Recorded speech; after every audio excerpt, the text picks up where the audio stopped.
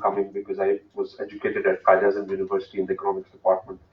And as students, we used to draw more heavily on the library here at PIDE than other places. So these corridors are very familiar.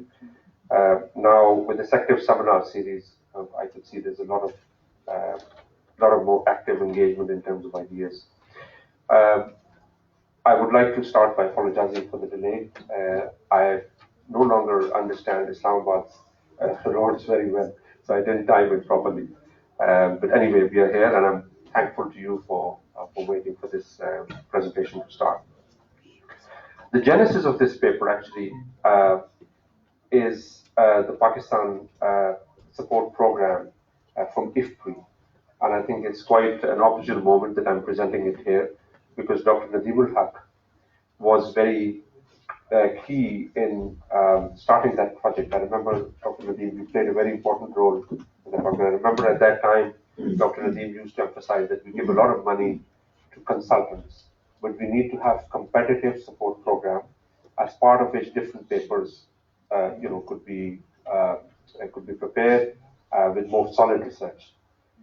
Now, the overall, Dr. Adeel will be interested to hear that the overall cost for this project was about $30,000. We've created a database, it's creating debate. There are 3 papers out of it. I think it's more than what any consultant would get. And there's a new Oxford Handbook on Politics of Muslim Societies, which is also covering it. It's part of various reading lists, and we are now in the process of submitting it to the journal. Now, the overall remit of this paper is very simple.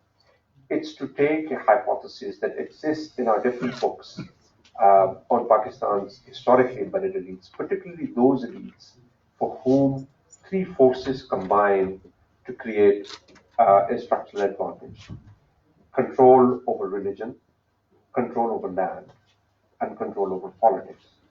And by this, I mean to say this paper is largely about shrine elites, those religious shrines that are historically embedded, in other words, that were recognized by the British district gazetteers. And growing up in a literary household, my father always used to say, well, one of the key constraints to literacy promotion is these historically embedded power structures. Then I grew to become a young scholar working with Mahbub Haque. He always was very emphatic on that issue as well. So when I got this project approved by the Planning Commission and the IFPRI Competitive Grants Program, I thought, well, let's try and explore that hypothesis. And in that process, what we did was to collect historical data on the universe of religious shrines in the Punjab region and combine that with information from historical district gazetteers. Each of the district gazetteer contains a page called Religious Fairs and Festivals, in which it details the number of shrines that are historically significant. And these shrines are very important because the British, when they recognized a shrine or a shrine family, were more likely to give them land grants. We then combined it with data on the political presence of these shrine families, and we compiled a historic panel of literacy, which starts from 1901, keeping the historic boundaries fixed, going all the way down to 2011 from various census rounds. The last 2 observations we get from multiple indicator cluster survey. So I'm trying to give a brief overview of the paper before I get into the technicalities so that you're not lost in the details. And then our basic question was, are shrine-dense regions or regions with a greater concentration of historic shrines, do they have significantly different trajectory of literacy compared to others? And the basic finding, the one-point finding of this paper is that, yes, indeed, shrine-dense regions have witnessed a dramatically lower growth in literacy relative to non-shrine regions. But this effect is not uniform over time. It only kicks in after Ziaul Haque's military coup. So the academic version of this paper, therefore, is called Pre-Colonial Religious Institutions and Development, Evidence Through a Military Coup. So then the question is, why do we see a dramatic divergence in the trajectories of literacy post Ziaul Haque's military coup? And there we draw on this massive shock in the allocation of public goods where post-Zia, a lot of the public goods, including schooling, came to be delivered through MPAs and MNEs, especially in terms of development expenditures. And then the final part of the paper really deals with the question of, okay, if there is such a strong and consistent evidence on the literacy deficit in shrine densities, what mechanisms do they rely on to undermine literacy? So that's the basic remit of the paper. Let's press ahead. Now, in each economics paper, it's obviously on Pakistan, but you need to situate it. And I know there are lots of students here. When you're writing your papers, you have to provide a theoretical hope. What is the larger literature within which this could make an important contribution? And the way we frame this paper is to really think about informal institutions. And religious beliefs are actually part of what we call informal institutions, right? And there's a lot of work on formal institutions, but relatively little on what role beliefs, norms, belonging, what role do they play. If you follow Quarterly Journal of Economics, last month it put together 6 or 7 articles on economics religion. It's a fast expanding field because while people know a lot about formal institutional structures, there's very little understanding on how religion plays an important role. Now, prior work on religion has largely been concentrated on the role of culture and social norms, right? Religious beliefs are recognized as being important, but not much work has been done. Douglas North himself, for example, one of the earlier scholars who worked on the importance of institutions, talked about religious beliefs as enabling, motivating, guiding human behavior. He talked about the importance of moral and ethical behavioral norms, but that was it. There's hardly any empirical study that looks at it in more detail. What we are going to rely on this paper is this important insight by another important scholar for informal institutions. His name is Avner Greif from Stanford. And he made an important observation when he said that the impact of a society's self-enforcing informal institutions is conditioned by history, because all of these informal institutions, including religious institutions, are embedded in history, and their impact unfolds through an interplay with formal institutional structures. Because religious beliefs or informal institutions do not sit idly, they are part of a larger institutional apparatus, and their effect unfolds in constant interaction with formal institutional structures. And we are going to use both of these insights in identifying the impact of shrines. The empirical challenge, however, in the study of informal institutions is that it is very difficult to measure them, right? People do randomized controlled trials, they do behavioral experiments to learn about the role of religion, but more or less, a key constraint is absence of data. And so you have Halm and Levitsky's quote here about informal institutions being difficult to measure because there's issues of identification, measurement, how you compare. Now, in this paper, as I just mentioned before, I'm going to skip this. In this paper, we are going to look at the role of shrines, which we measure using historical data set.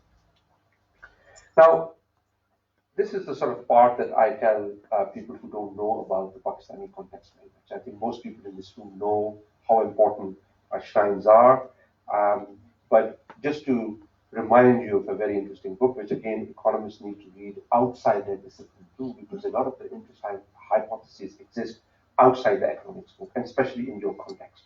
So I came across this very fascinating book by David Gilmartin, Empire and Islam in Punjab, in which he talks about these big religious shrines as informal institutions par excellence, and he describes them as symbolic cultural outposts of the power of Islam and the Muslim state in Punjab.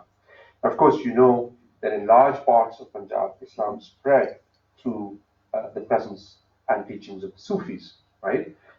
So they were the prime force in the spread of Islam. So in that process, they acquired tremendous legitimacy with their local population. And in their local context, they're doing many things. If you go to any shrine, including Barimam, which is very close by, or Golra Sharif, they're distributors of local welfare. They are, have religious festivals, market fairs, charitable economy. But a lot of the work in Islamic studies and history has looked at religious authority. People like Barbara Metcalf, Francis Robinson, David B. Martin. These people have talked about the religious authority, the construction and maintenance of religious authority in these shrines. What they did not talk about is the political economy of these shrines. And this is the first paper that actually tackles that question from a specific dimension. Now, why political economy is important? Because we know you cannot map rural Punjab's economic and political power structure without looking at shrines. For example, before the elections, you would have followed, Sial Sharif and his activity in politics. Even Prime Minister Imran Khan's wife belongs to Pakistan, right? Shah Mahmood Qureshi, our foreign minister, Khusro Bakhtiar. I mean, these are old figures, household names, who are big controllers of religion, land, and politics, right? And you cannot map Punjab's power structure or political economy without accounting for the role of these very powerful religious elites. Now, why do we think that education is an important aspect to, to think about this? And to do this, I go back to some of the literature. Some of you might have heard of The Punjab Peasant, a very famous book by Sir Malcolm Darley, in which he talked about how the landlord and the peer are instinctively opposed to the two movements from which the ordinary cultivator has most to hope. Neither education nor cooperation has their sympathy, for both strike at the regime, which it is their one object to maintain. There are lots of other studies. For example, KKZ goes further and says, look, education is the veil of ignorance might push some of the spiritual slaves out of their prison of superstition. And he's talking about how education is central to the power of the shrine elites. And this is easy to understand because a lot of the network of devotees of these shrine aristocrats shift their political allegiances, make their key decisions based on shrine families' support. And so this is a highly portable network of devotees, right? They can vote for any party. And to keep the dense social network around the shrine, education obviously means that you can migrate, it provides you exposure to non-agricultural opportunities, it affects your cognitive structure, because any question of power is not just about coercion, it's also about obedience and reciprocity. Because the powerful always wants the subjects to respond through the cognitive structure as well, right? And have voluntary compliance. And so that's why we treat these informal institutions as self-enforcing institutions. So there is a lot of qualitative evidence that suggests that these elites should be averse to literacy promotion, but these are just hypotheses, right? These are observations. And as economists, we want to see, okay, we want to use these observations to systematically test them in the data and see if there's any support for such things. Now, economically, obviously, if I'm making this argument in an economics paper, I have to use economics jargon and think through the tools of economics. And one of the ways in which we need to think about the shrine opposition to education is that they have greater incentive, but potentially greater capacity to oppose schooling. We know they're averse because it is a threat to their regime of voluntary obedience, but they may also have a greater ability because given the hierarchical social structure around these shrines, they might be better able to resist the pressures for mass schooling. What remains to be shown is whether such a link exists, and two, if it does exist, what mechanisms they might use. Now, there's a paper by Mehwish Shami that looks at collective action around common interest resources. Education is a common interest resource, right? It's a public good.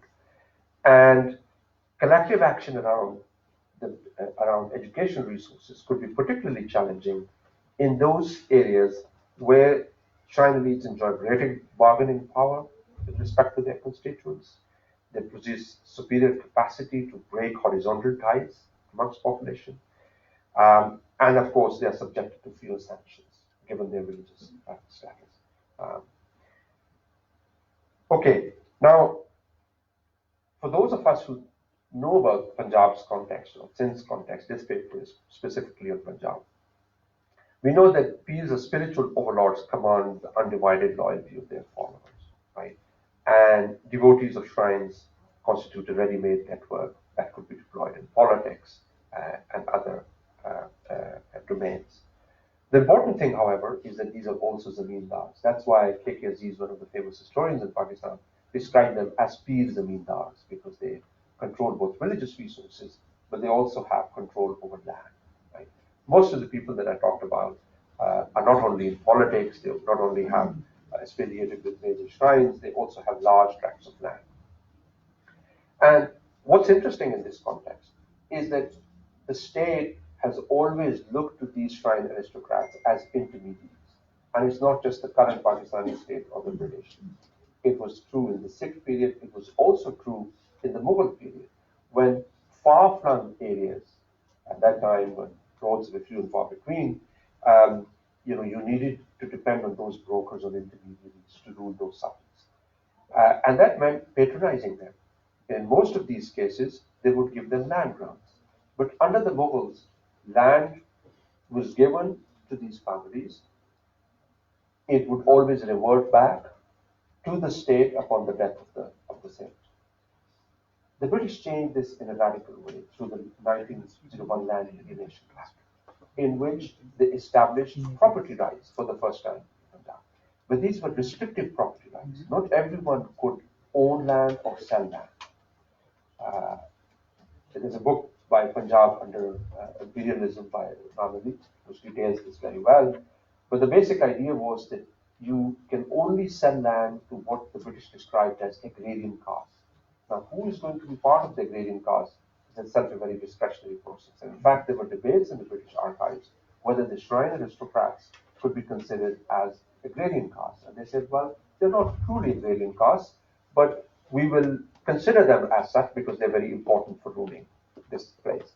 Which meant that once you're part of the agrarian caste, you will be fit for landed gentry grants.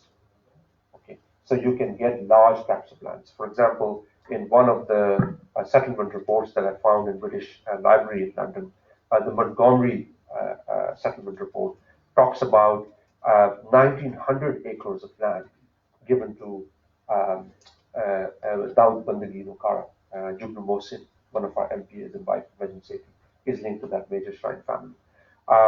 So a lot of these families actually received land grants. And that became very important because once religion and land together created, made hereditary succession of shrines as a powerful economic proposition because now you are also a controller of land. And one of the arguments that I'm going to make is that just before partition, when the British opened the doors for electoral competition, many of these shrine aristocrats were fit to participate in politics. They were natural contenders for it. So, for example, if you think about the role of peers in politics, it's clear that in political power, as anthropologists would describe, three key factors are important: number, resources, your ability to organize. All these three aspects are very much present when it comes to describing these shrines. Anatole Levin's book, for example, talks about how it is not wealth alone, but wealth plus either kinship, biradari or spiritual lineage, or both that gives political power. KKZ talks about how a medium-sized shrine makes him a small landowner and a local squire. The big shrine gives him an entry into the Zamindar club and catapults him into the aristocratic category and brings him riches large enough to enter politics at the highest level. So you could see that religion, together with land ownership and gradual entry and persistence into politics, creates a powerful structural inequality that could have potentially important consequences for development. If you look at the persistence of these shrine families in politics, look at the last bullet point, right? In the 1921 Provincial Assembly, they represented 19% of the total number of seats. And despite urbanization, lots of changes that have come about in over 100 years, the ratio is currently around 16%. It hasn't really come down dramatically. So you're talking about elites that have persisted in politics for very long periods of time. Now, what we are going to argue here is that although shrines were active throughout this period, they did not directly control the provision of public goods. They could indirectly influence through bureaucrats. The 1977 coup is a key period because it both catapulted a lot of these elites more into politics, and secondly, they placed, since the 1985 local bodies elections, resources were placed directly in the hands of MNAs and MPs. And so you could see greater politicization of schooling, which means that not only many of these historically embedded elites have greater incentives to post schooling, they also have now greater ability because there are a lot more resources in their hands. I'll talk about it in a little while. Now here's a plot that gives us some, we haven't controlled for anything, it's just basically looking at, those tehsils, this is all tehsil level analysis, all those tehsils where shrines per capita are above the 75th percentile, the darker line, and the lighter is one which is below 75th percentile. And so you could see that post 1977, literacy has grown, obviously, throughout Punjab, but it's grown by much less in shrine regions. But we haven't controlled for anything. We are going to now look at how. Sorry, can you go back to this? Yes. Yes.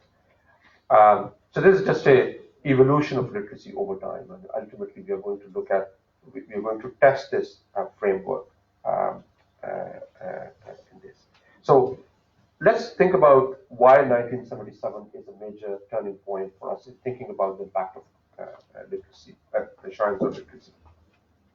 The first thing is to recognize that the military takeover was not, it created, elections were held on a non-party basis, which means your biratari, kinship group, religious status, these things become a lot more important. And so I'm going to show you evidence that shrine leads participated more vigorously in elections post 1977.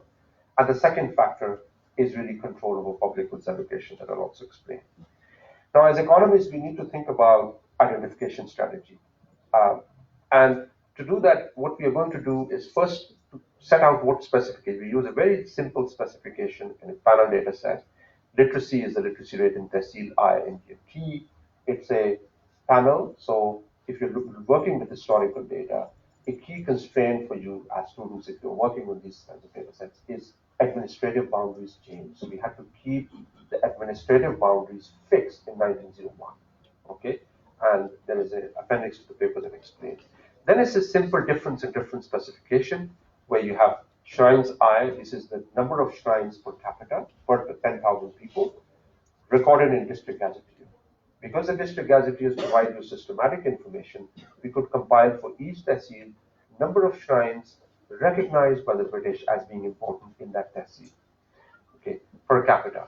Into post is a dummy indicator, and we believe that the effect should really kick in post 1977. We control for tehsil level fixed effects because there are certain tehsils, all tehsils have unobserved characteristics that are fixed over time. We need to control for those. We control for time effects, and we control for a whole range of controls. So, for example, a key challenge for this paper is to say, okay, there are landed elites and there are religious landed elites. To what extent the effect that we capture is attributable to shrines and not to those landed elites. So we have to control for land inequality in each of the regressions. We also control for initial literacy rate because it's possible, and we know we have a lot of evidence in education economics that suggests that regions that start with lower level of literacy might have a different trajectory, right? So your starting level of literacy is an important coordinate of future literacy. So we control for 1931 literacy rate. When you set up an identification setup like this to identify the impact of shrines, you not only need to ensure that it's not capturing the effect of land inequality, you also need to ensure that there are no locational decisions that determine the influence of shrines. So, for example, it is possible that early patterns of shrine location were such that they were more located in those places that were likely to be poorer, hence lower demand for literacy. And so therefore it's just a spurious relation because shrines ended up settling down, shrine families ended up settling down in those regions that were underdeveloped to begin with. So we control for a lot of geographic factors like elevation, latitude, longitude. We control from distance from Delhi. We control for distance from river. Both of these are important drivers of shrine location. And we also test whether this effect, if shrines were systematically located in those regions that were predisposed to lower levels of literacy, then the effect of shrines should be negative for the universe of shrines, not just the shrines that are mentioned in district gazetteers. So we try a lot of these tests, and as students, you need to think about identification as an important concern. Um, uh, so there are three components of the identification strategy. The first is that there's variation in the density of historic shrines across tehsils, right?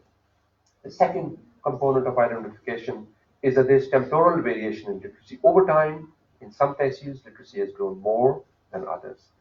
Thirdly, is that, of course, this provides us treatment control framework.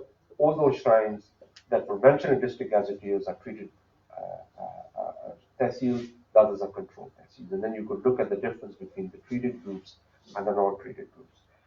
You could see there's a lot of variation. This is tehsil level variation in the presence of shrines across the various tehsils in Punjab.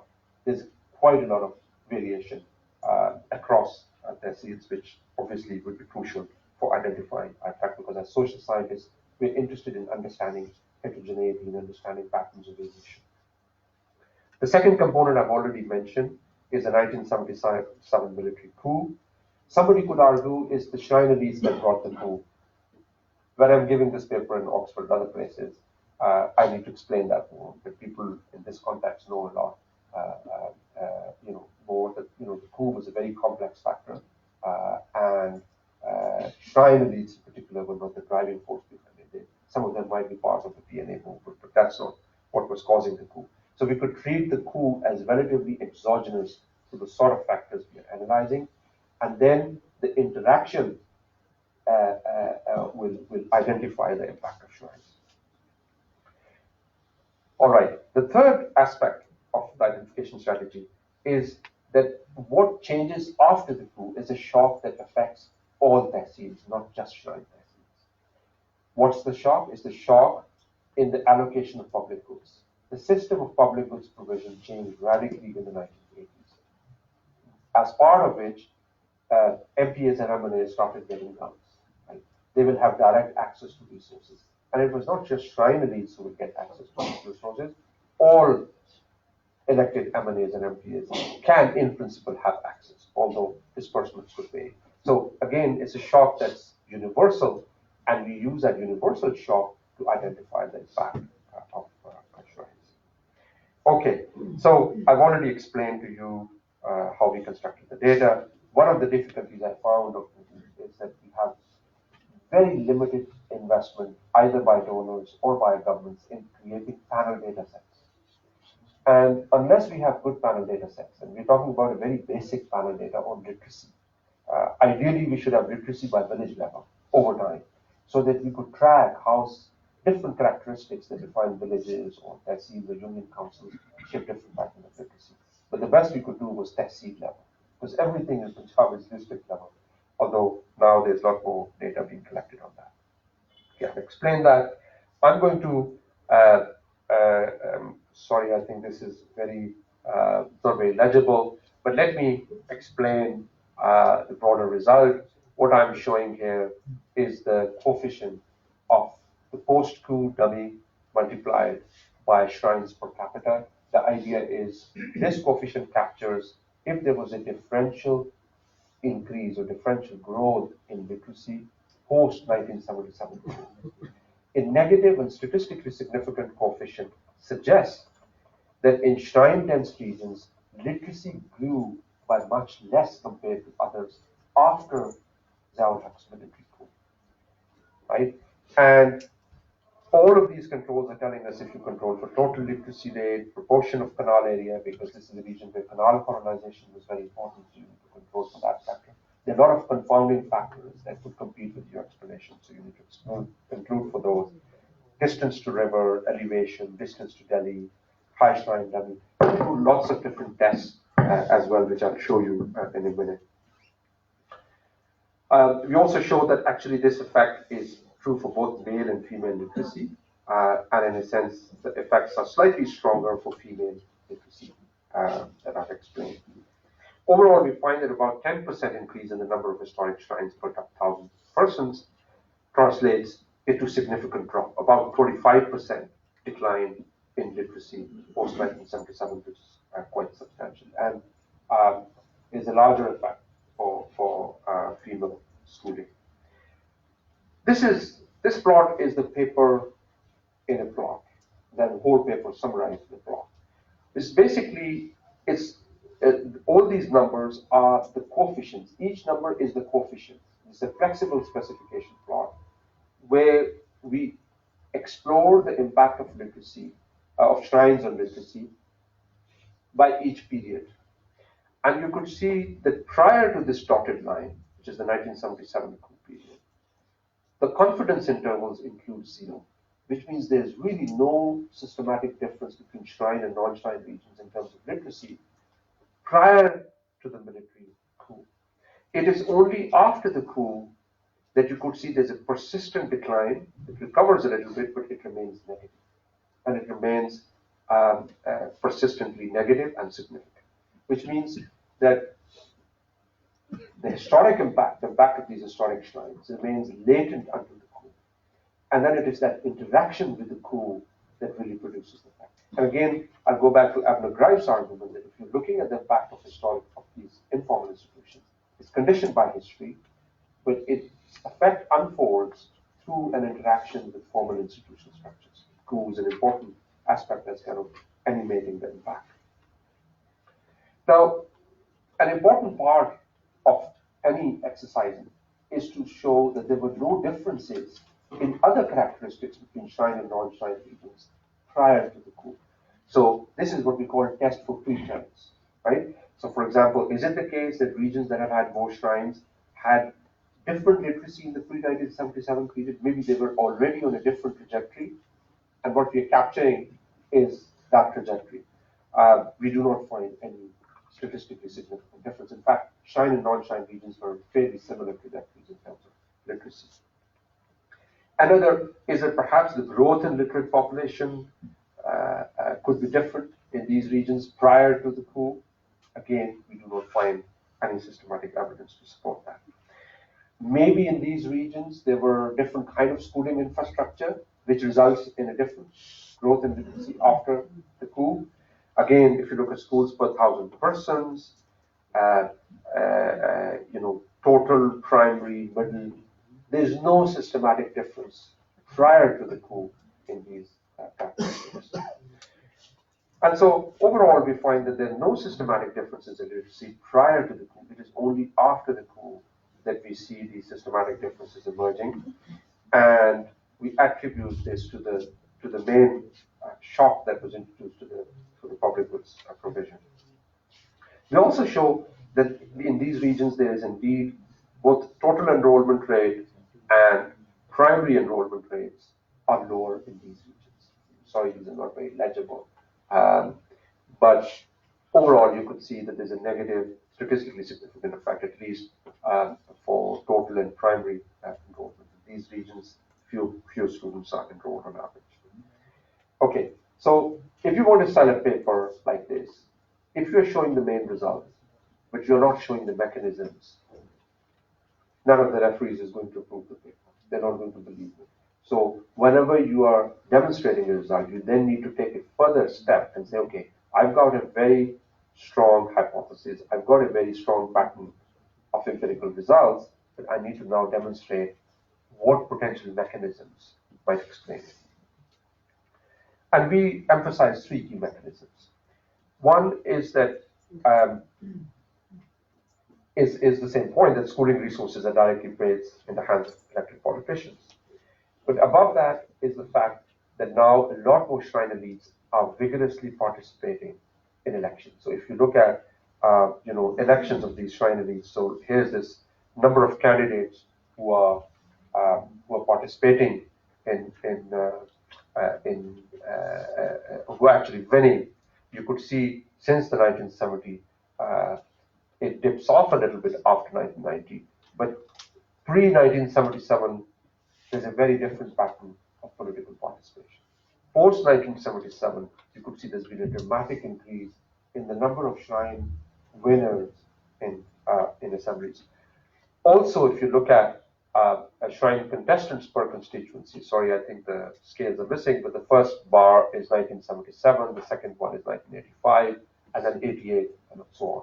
So you could see, even if you were to scale it by constituency, like shrine contestants per constituency, there's been a radical increase since the 1970s. So I think that's the second key aspect we highlight, that non-party-based elections propelled a lot of these shrine elites directly into electoral politics in ways that was more kind of pronounced compared to previous electoral rounds. And we know that shrine elites are more averse to this.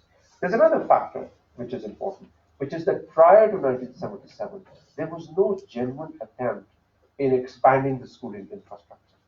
It was in the 1970s that the schooling infrastructure started getting more attention. You see a real expansion in the schooling infrastructure. And it is in that period that you will see a lot more difference, because now everywhere there's a lot more emphasis on expanding, setting up schools, expanding the schooling infrastructure, and you would see that some regions respond more positively to those than others. Okay, now anybody who's studying on education would know that there are both supply and demand side factors at work. It's possible that in shrine-dense regions, there's less provision of schools. Shrine elites oppose the setting up of schools or restrain public spending in schooling. Or they could make educational infrastructure defective. Now, we show, and I'm not going to go through lots of results here, but we show that the story is a lot more sophisticated than a simple spending or schooling story, that here are these elites who don't want schools to be opened up in their regions, or here are these elites who are actually appointing fewer primary teachers, or they're restraining spending. In fact, we show that in terms of a schooling infrastructure, there's really no difference in terms of shrine non-shrine elites. Where we do find a difference is in defective provision of schooling. That existing infrastructure is defective, and we present 3 pieces of evidence based on the data we could find. Again, the huge, for example, if you want to know what is the spending on education in Tehsils, we don't have a kind of open data. And again, it goes back to Dr. Nadeem's point. We had donors, we had government institutions. We don't have very, very basic data that is required. And this country suffered from a serious schooling crisis. So the first piece of evidence we present is the schools are more distant. We went to mix, and there are indicators of how far is the school, and we show that systematically in shrine regions, schools are more distant, and especially female schools are more distant. And I spoke to a lot of officials in government of Punjab, and they agreed that we can also find there now GIS mapping systems that you could see siting of schools was a major issue. So because now there were more resources to be earned through schooling infrastructure, they did not block the construction of schools, but sometimes they were made defective when they are more distant. The second piece of evidence we show is that infrastructure is defective in another dimension, which is that a smaller percentage of schools in shrine regions have boundary walls, and larger percentage without electricity systematically. And again, we have results in the paper to support that. And the third factor we emphasize is school size. School size is significantly lower in shrine regions. And whilst in developed countries, a smaller school size, pupils per school, per teacher, right, could be evidence of better quality. But in the context of Pakistan, that is not the case, because, as Haris Ghazal notes, that the deterioration in standards has been blamed at least partly on the large expansion in the school building program, particularly since the mid-1980s. Growth in the number of schools might have compromised quality by spreading administrative capacity too thinly. And so there's a lot of qualitative evidence to suggest that actually schooling resources were spread more thinly. So present all of these 3 pieces of evidence to suggest that in shrine regions, shrine-dense regions, schooling was blocked not by restraining spending or by controlling or reducing the construction of schools, but actually by influencing school provision, the quality of school provision, which then gets reflected in the impact of schooling. Now, finally, to conclude, two other factors could be important. If you're an economist, yes, there's a supply side dimension. There's also supply demand side aspect. Maybe in shrine regions, there's been a different pattern of urbanization. There are different patterns of exposure to non-agricultural opportunities, which will determine the returns to education. Maybe there's a greater pattern of migration in some regions compared to others, and we are conflating those with these sort of effects. So in the recent version of the paper, we show that urbanization, again, expectedly is a very strong correlate of literacy, but it doesn't knock out the shrine impact. We also show through the mixed survey, again, we have information on households, percentage of households who receive remittances from abroad or remittances from within the country. Again, we show that there's no systematic difference in shrine and non-shrine regions when it comes to patterns of migration. So overall evidence suggests that demand side, while not insignificant, it could be an important dimension, is not doing the full explanation. In fact, the story that we have is consistent with the qualitative evidence that this literacy deficit that emerged in the shrine region and persists to this day is largely attributable to defective provision of schooling. Now, all of this means that this literature, how do we situate this in the global literature? There's growing literature that suggests that elites oppose development, right? Deron Acemoglu's famous paper in American Political Science Review, Economic Backwardness in a Political Perspective, talks about how elites can oppose development because of what they call the political replacement effect, that they worry that they would be replaced in the future if there's real development. There's been stuff that talks about, the role of landed elites in development. But again, this paper is slightly different in the sense that it argues, yes, elites can oppose development. We're talking about particular kinds of elites, religious elites, and we're talking about those religious beliefs as a cognitive structure, not just landed elites. In fact, we show in terms of robustness, we've got lots of tests of robustness, but one of which is linked with land inequality. Again, there's a federal lands commission here in Islamabad. It's almost defunct. If you want data on land inequality, is almost non-existent in this country. So you have to go out of the way. So I read a very interesting report in the British Library.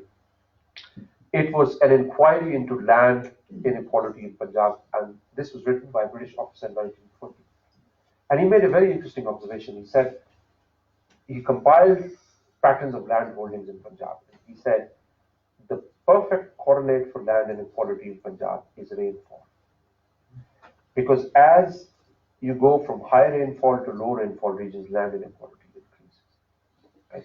And of course, rainfall is also a shock for income and other characteristics. So when we disaggregate our results by low and high rainfall regions, it appears that the effect is negative in both, but is actually much stronger in the high rainfall region, which is to suggest that yes, literacy in Jhelum is high. But if you look for literacy numbers for Pind Dadan Khan, Jalalpur Sharif, lower. Literacy in Gujranwala is generally higher, but if you're in Sharatpur Sharif, literacy is lower, right? If you are in Sargodha region, Balwal and Bera Sharif, much less in those regions.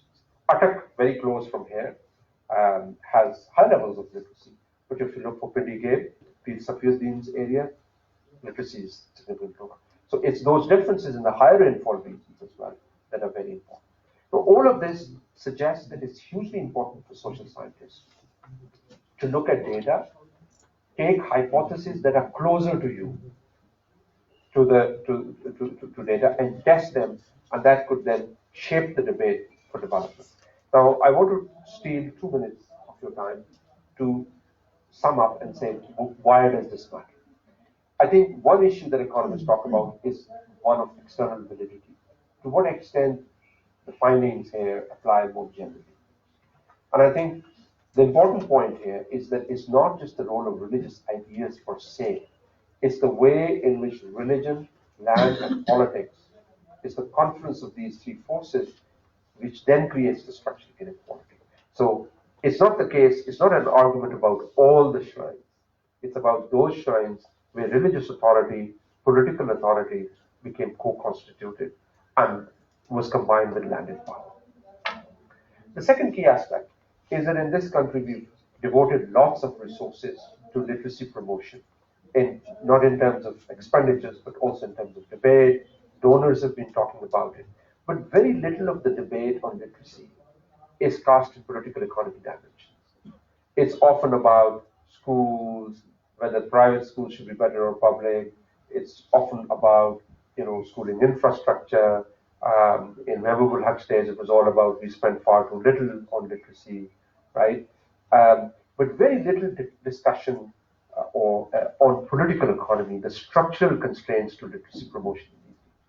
And whilst I do not argue that these are the sole determinants of literacy promotion, what I want to highlight is that there are historically embedded factors, right, which can shape elites' opposition to schooling. Now, you would be interested to hear that in one of the cabinet meetings, when the discussion came up on abolishing this development spending through M&As and MPAs, one of the people who actually staunchly opposed it was Nadeem because of that. So politically, elites still want to continue to hold on to those classic instruments of patronage. But the effects that I'm showing here are really about the role and incentives of elites and the structures that enable that. I look forward to the discussion. Thank you. Thank you, Adeel. That was a wonderful presentation. Really like the way you treated the problem. Just one quick question before we go to the floor. You argue that Ziaul was a major turning point. Was it the development spending going to the landlord or whoever, the M&As, or was it the degree of urbanization? I mean, I seem to get that there's this combination of factors. Ziaul may just be a phenomenon or whatever, and also the fact that democracy also started there. So democracy eventually took up the development spending. So just a bit of clarification there. Okay, very good question, because I mean, in any of these papers, we need to think about other shocks that are taking place. So we are attributing this to the post-Zia period, and one particular shock within the post-Zia period, which is the way in which public goods were allocated. But there could be other shocks, one of which is urbanization. It's absolutely right. So what we did, I didn't show you the results, is we controlled for urbanization. And we also ran models of urbanization on shrines. So exactly the same specification, but the dependent variable is urbanization. And there are no systematic differences. There's a slight negative impact, not significant.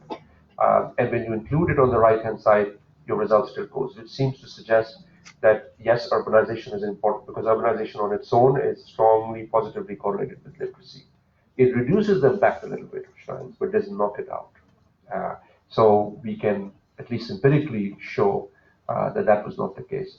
In terms of democracy, I think our basic argument is that two patterns. First, the entry of these shrine elites into politics, and then the manner in which public goods were distributed. Both of these remained persistent in the times of democracy, 1988 onwards. So even to this day, we are continuing with the practice of distributing development spending through elected members. With some differences. In every government, there's a different program. Sometimes it's Khushhal program, sometimes it's other public spending program, but effectively, the basic modus operandi remains the same. And the second factor is that shrine elites, again, even during political periods, right, are persistent in politics. So the factors that we are highlighting have indeed persisted post-Zia. There might be other factors we haven't encountered for possible, but we need to be shown what are the potential explanations. Basically the same thing, get money out of politics and put the planning commission into a technocratic setup like the central bank so that the development expenditures are not politicized. That could be one way to interpret the story. But anyways, go ahead, anybody please. let some kids ask first. पीछे से कौन बोल रहे हैं? Answer talk. Anybody else? चलें जी बोले. Okay, there is somebody back there. बोले जी. Let's take the back rows first. Um, Thank you, Adeel, for such an insightful talk. I've had the chance of attending this talk at Oxford Medieval College last year. My question to you is about the effect on the work, like probably it's kind of a comment related to, and coupled with a question. When you talk about the religious settings and in terms of shrines in different areas of Punjab and the work of Barbara Metcalf and others, the recent works by Shandana Khan Muhammad and some others, they talk about the political agency of women particularly and the voting patterns. How do women vote in those areas and in those settings? They come up with the results that they have kind of a political agency, and these are and their work is primarily focused on the areas of Sargodha and they are very kind of in compliance with the earlier works of Sagir Ahmad and other political economists. So my question to you is, one, how do you think all of these shrines and the religious seatings were placed in these areas? For example, Bhera and the Prince Dadar Khan, or in the southern belt, there are a couple of Gaddiyan and Shahjeevna and all of others. How do you think there is kind of a certain pattern that these shrines are based on? And the second thing is, what do you think is the agency of the women in these areas, because contemporary studies of by Shandana and all talk about the political agency. जी जरूर जरूर.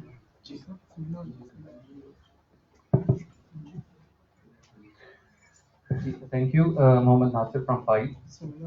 So the mechanism that you explained to which these affect the educational outcomes, it was effect on the literacy rate.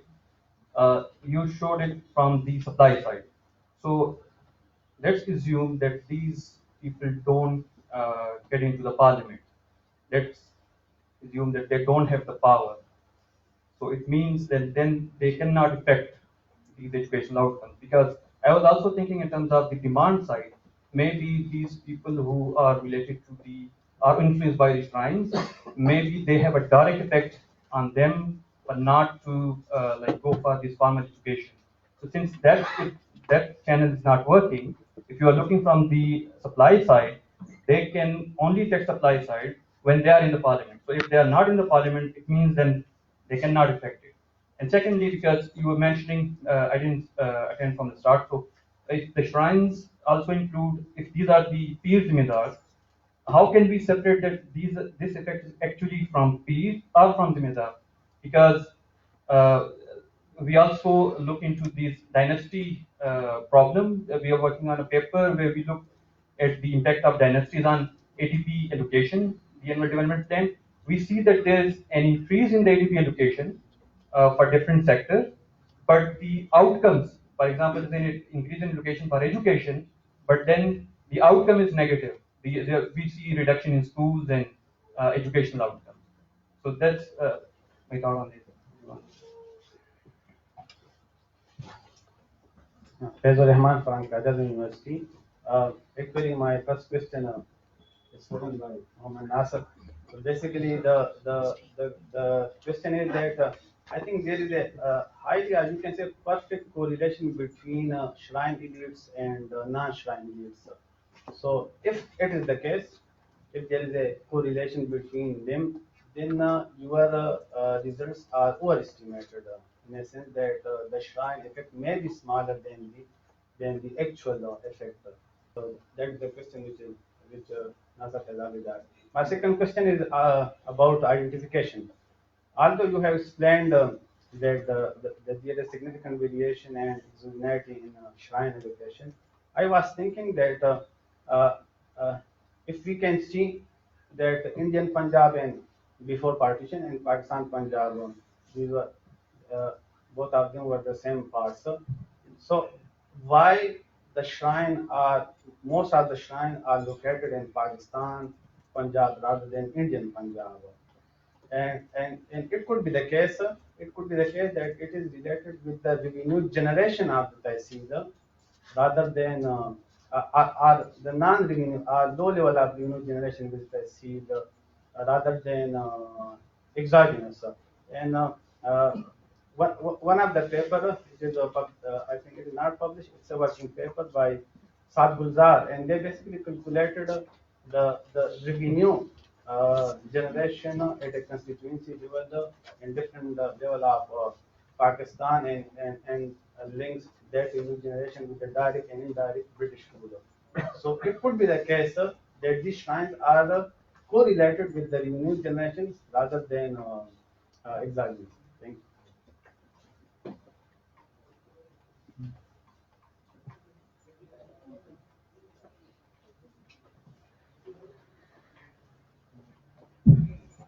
I think there is a one paper by Dr. Rees, he was working with you when he was in Oxford. They highlighted the idea of this path dependency, and they correlate with this institutional backwardness with the formal institution. And he also studied the same data that you are mentioning, that the census data there. So if this is the case, then we believe on this path dependency, then how you can diverge from the idea of this part depending by including this one intervention of 1977. So this is like a sharp contrast in terms of part dependency.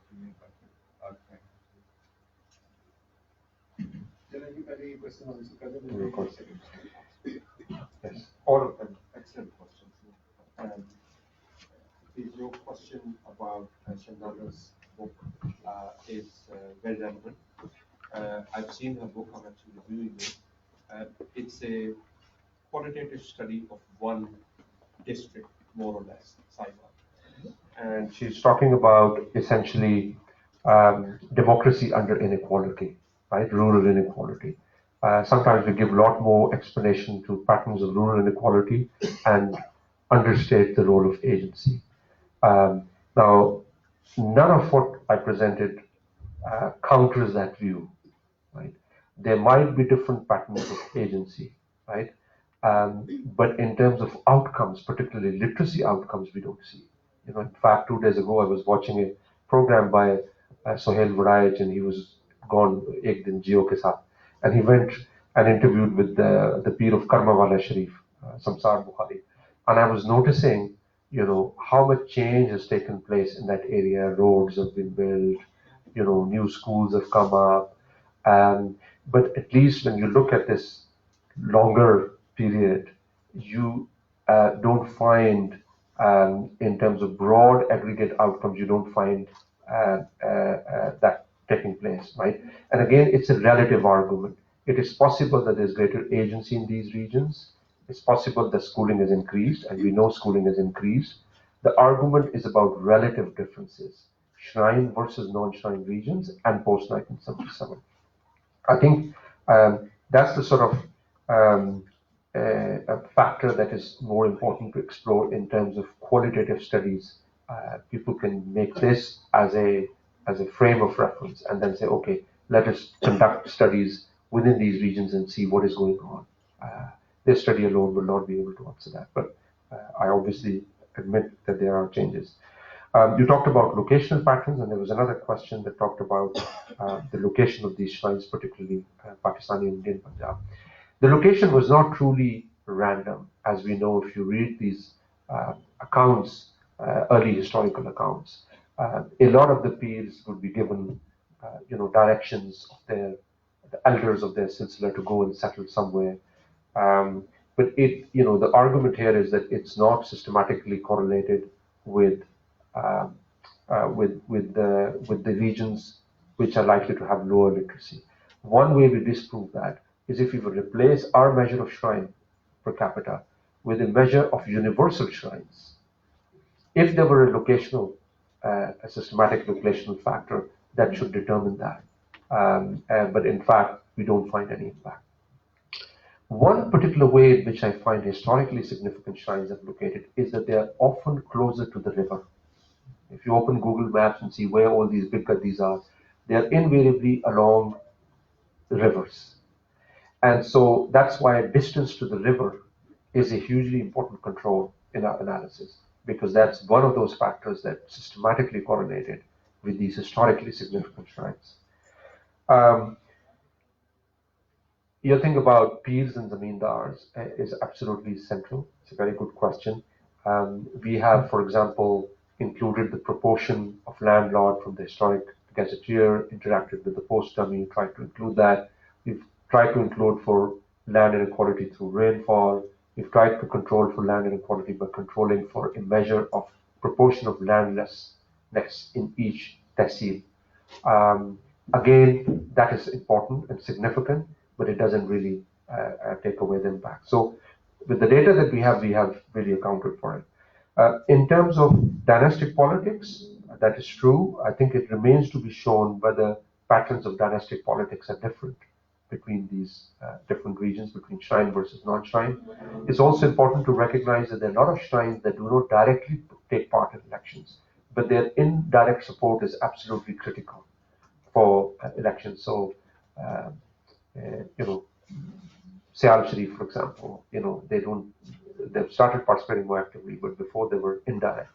And that's one way in which landed and non-shrine landed and landed shrines are different, in the sense that in a lot of regions where shrines do not actively participate in elections, still the local MP would be beholden in many cases to these gatis, because they depend on them there for their vote bank.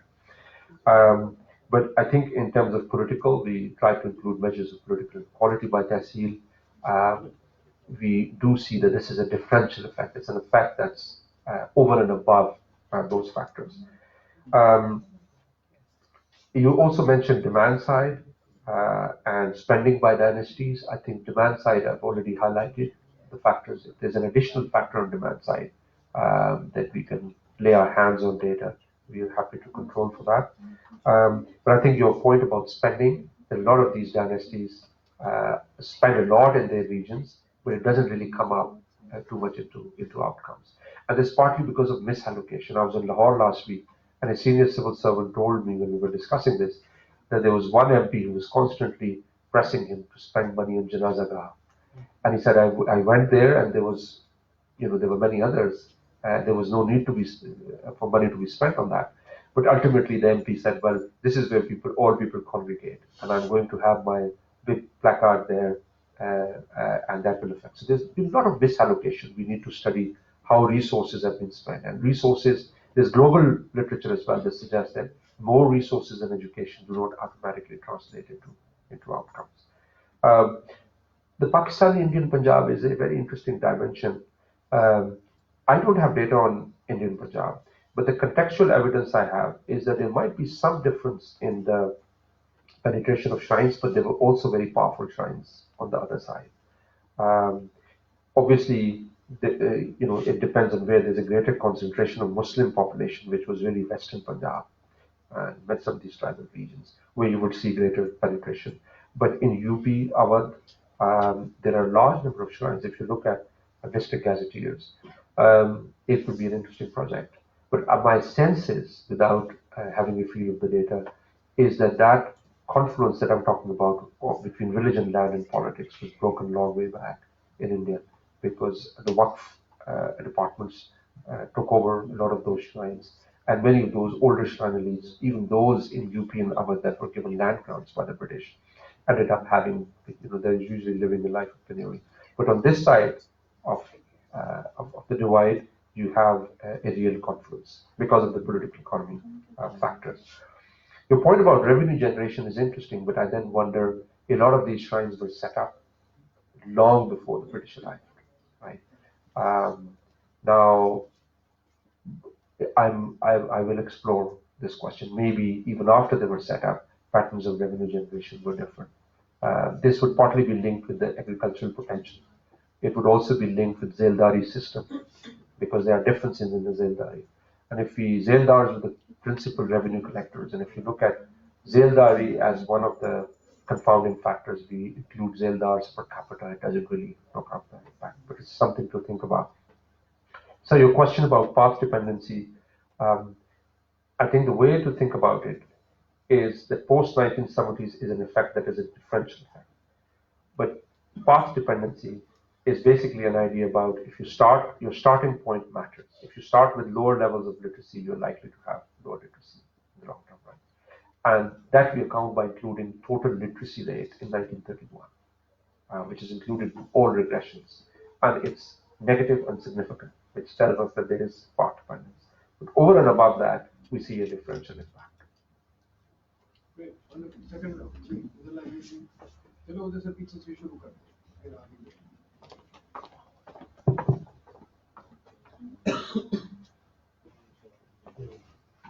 Afzal Khan, student of PhD Economics Certified. Sir, you have mentioned that peers at Zimidar and peers are the major source of lack of education, schooling facilities. But I think they are not peers. They are the Gaddi machines. Actually, they are the exploiters of their the names of their ancestors. I think जिनका हमें पता है वो पीर जो है, जिनका हम नाम ले रहे हैं या आप बता रहे हैं, वो पीर नहीं है, वो हमारे जैसे आम लोग हैं. पीर का जो है, पीर तो उनका आप स्टडी अगर आप डिफाइन करना चाहें पीर को, तो मेरे ख्याल में तो ये इनसे कोई बिल्कुल भी इनका लिंक ही नहीं बनता. ठीक है, तो आप अगर देखें तो ये जो बड़े बड़े नाम है जो पॉलिटिक्स में है, वो एक्चुअली पीर नहीं है, वो अपने आवाज दाद के नाम को यूज कर रहे हैं इन द पॉलिटिकल इकोनॉमी और वो लीडरशिप में. Okay.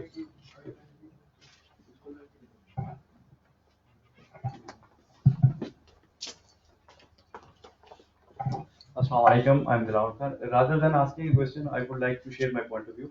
That a question was raised that why most of the shrines are situated in the Pakistan region, why not in the eastern Punjab?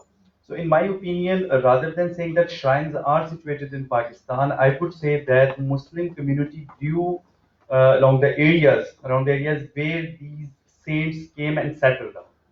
Historically, most of the people embraced Islam through Sufism and saints. So we can say that saints were here in, for example, even you mentioned the Awadh and other areas in India, and also in Pakistan. In Sindh, we can say the similar patterns. In Punjab is the same situation, who came from Afghanistan and also from Arabic nations. They came here, settled down. That's why the saints are situated in this region rather than the Indian Punjab.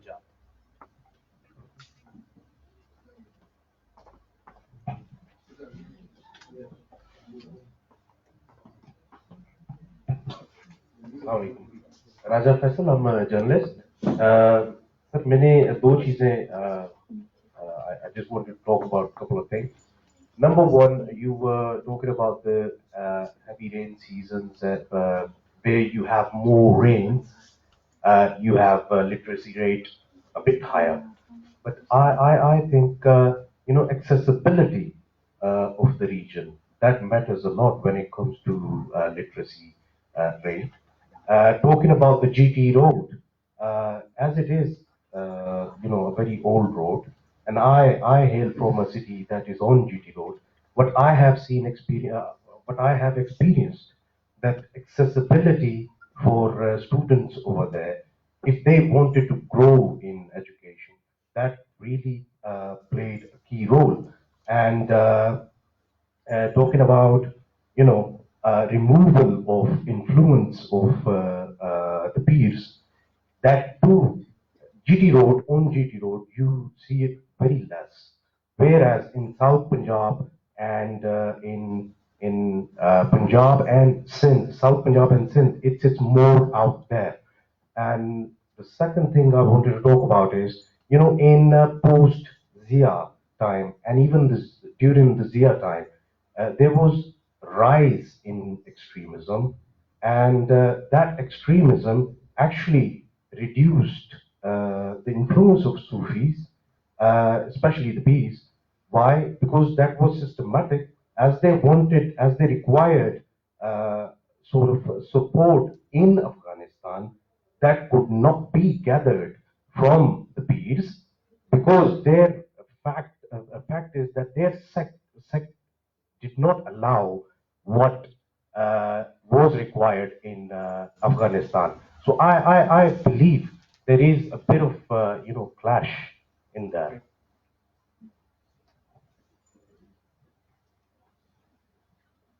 My name is Mansoor Ahmad. I'm senior fellow with PIDE.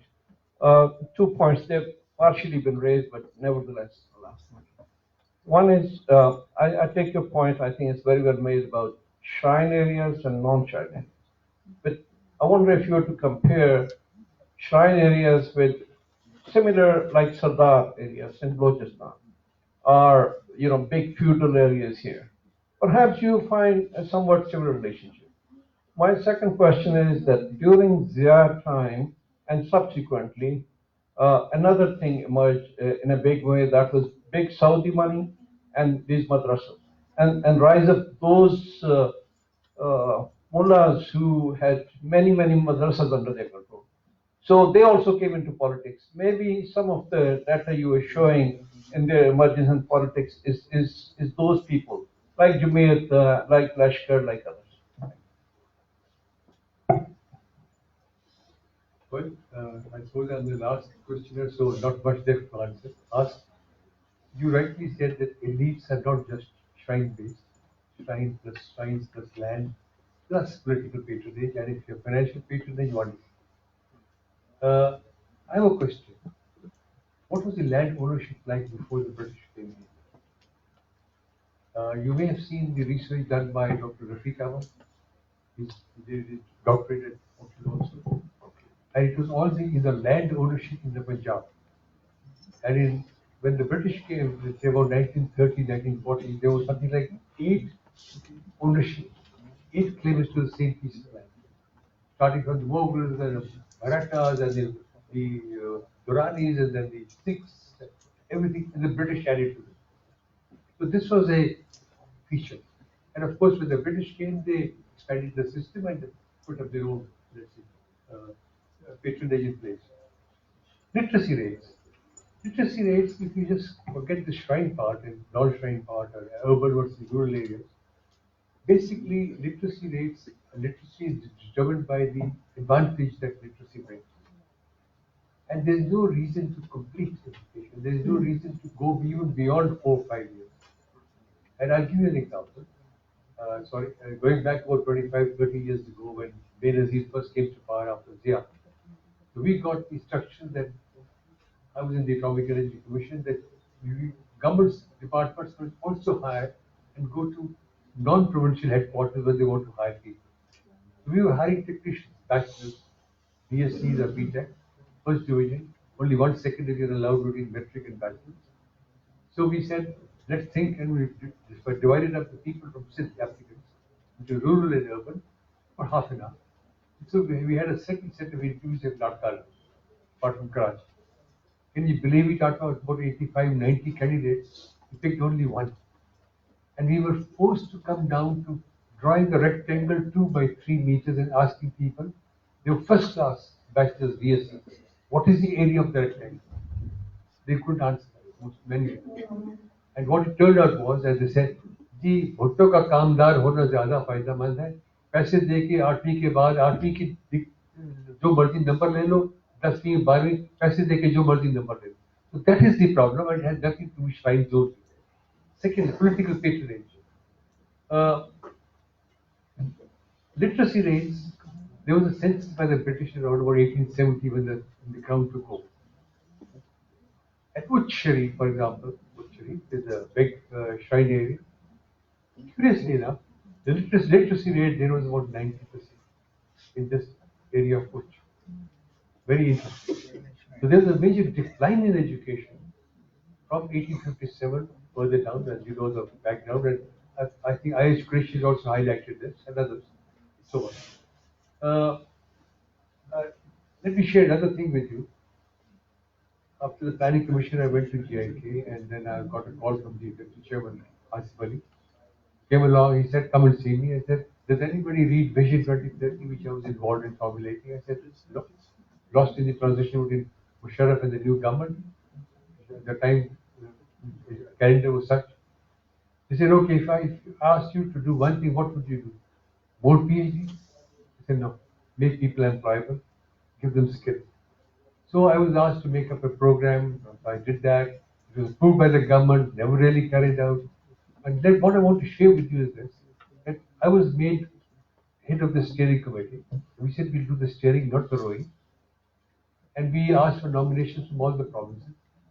KP and Rajasthan, the ministers of education, nominated themselves. Came to senior and said, look, you're ministers, I'm not a minister. He said, no, we are executive. The Balochistan minister was interested.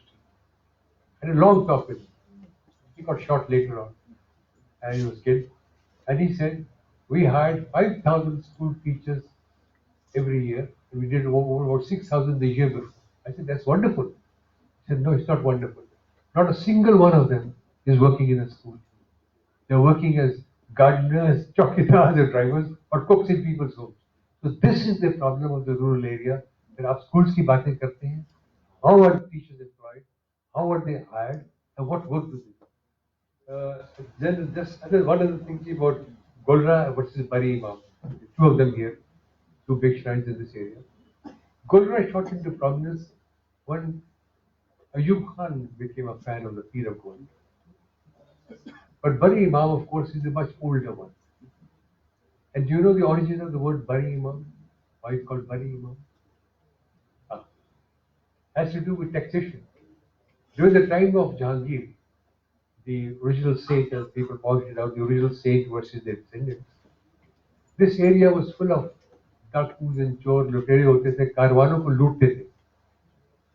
So Jahangir put a tax on people. But he also wanted to meet the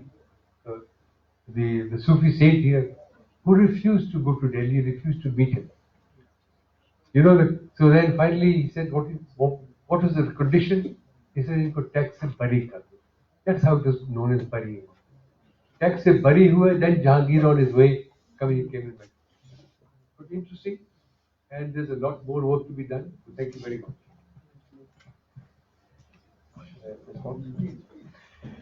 Okay, thank you. Another round of very interesting questions. I totally agree with you. It's a question of terminology. I was careful to highlight in my presentation that this is not an argument, a generalized argument about shrines. Sare Peer aise nahi. We are talking about particular types of elites, jahan pe religion, land, and politics combines. So this is definitely true. It's not an argument about Sufism as such. I think in all of these questions, there's an element of nuance, which is very important in any such empirical exercise. Dilawar, you offered a comment. I would just add, when we look at location, firstly, we don't know how many shrines exist in East Punjab, so I cannot say if they're less or more.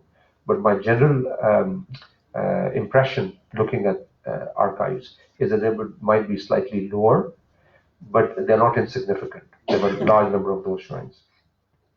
I think there are some literature. Richard Eaton's work on patterns of Islamization in this part talks about ecological factors, how a lot of the shrine families got settled in regions, especially close to the river, because there were a lot of people who were not part of the Hindu cultural system. They were unattached to the Hindu cultural system, so they were usually Janglis and other tribes that were easier to convert. So the ecological factors there too. Your point about accessibility is absolutely important. Again, it's one of those confounding factors which is linked with demand side of education or returns to education that Shaukat Saab talked about. When people enroll, when they go into school, one of the things that determines the demand for education is returns.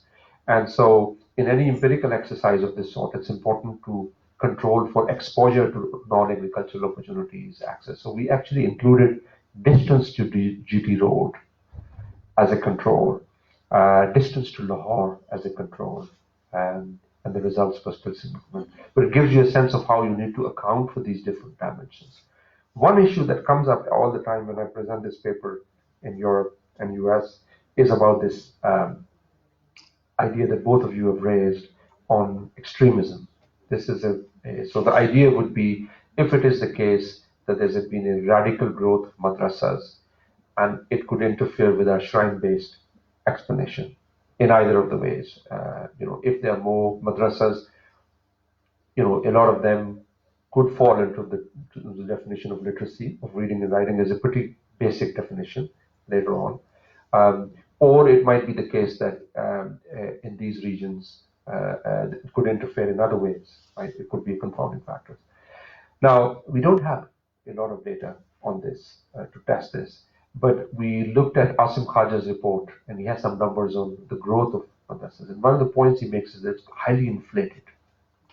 And particularly if you look at individual districts, so there are, for example, in DG Khan, there are people, Saudi return people who are challenging the shrine dynasties, even landed aristocracies, but they are playing as same rules of the game, right? So their presence is premised on old exclusions. They're using the same tools, and it's not, at least for the period we are studying, and for the differences we are highlighting, it's subsumed somewhere in between. It's not the sort of factor that would come up as a major.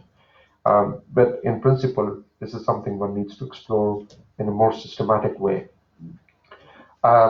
Your other question about tribal Sardar is absolutely spot on, because even the rainfall figures, the low rainfall regions, you saw the effect was much less pronounced, in part because there the difference between a traditional tribal chieftain and a shrine aristocrat wanes a little bit, right? The boundaries are blurred. It is only when you see a lot more in regions where there's more urbanization, where they're different, central Punjab, where there's a lot more variation, where these effects get highlighted. You raised a number of questions. I think this question, all of them are kind of relevant, but this particular empirical exercise is very basic in terms of literacy over the long term. Now, the British land policies clearly were not isolated. They were preceded by other land practices, but there's broader consensus amongst the historians that these were radical transformations during the British era, particularly with the establishment of property rights, but also the way in which the whole scheme of rewards got more systematized, right? Honors, appointments as extra assistant commissioners, provincial darbaris. A lot of these elites were offered systematic rewards and privileges, which most historians agree were a lot more systematized. Your question about quality is very important, and that's why we are highlighting that it's the quality of provision. Literacy is a very basic indicator. Now imagine if you get into quality, this whole domain would be even more complicated, and you'll have more. But we are talking about the very minimum criteria that the state sets who is literate or not. Even on that dimension, there's such a massive difference, let alone other important dimensions like quality. Appointment of teachers is a dimension we wanted to test, because my hunch is that will be very, very important. But again, data on teacher transfers or teacher appointments is patchy. We have one regression in the appendix that looks at teachers per school, and there's no difference. And in part, maybe because in terms of numbers, there is no difference. Right? De jure, there are a similar number of teachers, but on the ground, they could be very different. Now, Punjab has this monitoring unit now, which monitors the presence of teachers, and we looked at that data. And at least for the last 5-7 years, there's no difference. I think in a lot of the, at least in the context of Punjab, a lot of these issues were a lot more pronounced in the 1980s and 90s. I think your point about the decline in educational and education under the British is very important, because there was literacy before we defined how to measure literacy, right? And a lot of these shrines played a hugely important role in, they had a civilizing mission, right? A lot of even women who were not educated at home, they would recite these Bulle Shah Ka Kalam, and a lot of other, right? They were important input into social order. But the story I'm painting here is more about the power structure, with the way in which over time hereditary succession of shrine and its combination with landed and religious power, political power, creates elite patterns. Sorry, just one small point. Educational data, panel data that you are referring to, I think is very suspect. When I was in the planning commission, I was shocked at the way the education data was being touted. Beautiful growth in educational enrollments. And I said, look, told the section there, even it doesn't happen even in physical sciences. These are human beings. Are there any variations and so on? You can see your graphs and and you know what happened? So when I looked at the raw data, about 12 to 15% of school children disappeared. Why? They said, oh, we always want to show a beautiful going up, going up, going up all the time. And second thing, he also, I'll just stop here. We talked about the power nexus. There's a very interesting nexus with the zamindars, whether they're shrine or non-shrine, and the DNGP. Yes. And this continues after they leave the rural areas and move into the secretariats and so on. Yeah, that's right. I think, I mean, as empirical economists, we're constrained by data. If you look at census data, that's probably as best as you get. And you start from the 1901 census. Now, if I assume that the data quality is constant across these regions, which is a big assumption, right? If the data collection methods are wrong and they're wrong everywhere, it shouldn't affect this too much. And we're controlling for Tehsil fixed effects as well. But if for some reason this data is particularly problematic in shrine regions compared to others, then these issues might arise. But we have to work with data, what is available. I accept there are issues. Thank you very much, Adeel. Thank you very much. I particularly like the way you described the problem, especially for research students, the way you handled your various issues and how you parsed the problem.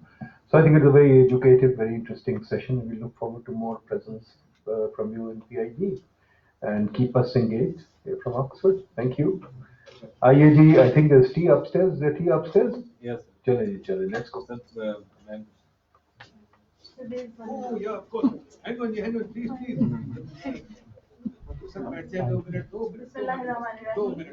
My mistake. We have a very important presentation coming up. Please, Uzma, zara bataiye jaldi se. I apologize. Ji, sorry, my fault. As we all know that PIDE is regularly holding interdepartment book competition for students. So I am honored to announce today's competitions, this time's book competition results. There are two students who are going to share this prize. Second, the students, we made a list of about 26 books by consulting many of you. These are books like Why Nations Fail and, Deaton's book, very, popular books on economics, but that have some meat in it. Otherwise, Sapiens, etc. And we get the students to hold a big book competition where they have to read the book and present it, and the jury of our faculty judges them. So this is the second monthly competition. So the results of the second round of interdepartment book competition are the two students, Mr. Ali Murtaza and Mr. Shahid Shabir, are going to share the prize. And they are the students of Department of Economics and Econometrics. Please come, Mr. Shahid Shabir.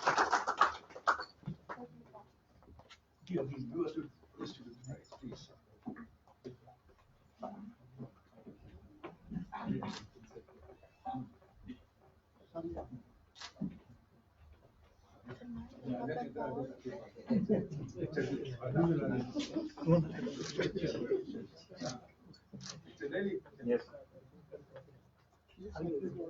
Mr. Ali Murtaza.